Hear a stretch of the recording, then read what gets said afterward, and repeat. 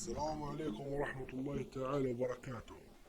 معاكم الشيخ الروحاني عبد الكريم أبو إبراهيم. نتكلم اليوم عن موضوع تنزيل الأموال. وما هو تنزيل الأموال؟ أو استنزال الأموال، وما هي الطريقة الصحيحة؟ هل الموضوع ذا حقيقي أو مجرد خيال؟ نعم، عمل حقيقي وعمل قديم، والتنزيل يتم عن طريق الجان وملوك من الجان. والعملة اللي بتنزل دولار. تسألني ليش دولار؟ العملة التي بننزلها للعالم هي من الدولارات الأمريكية طبعا.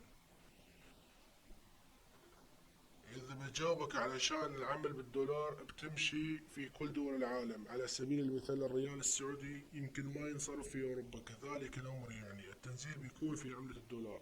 والطريقة تتم عن طريق جلسات مخصصة، وبالطبع ما نقدر نتكلم عن الطريقة والشرح بشكل مخصص.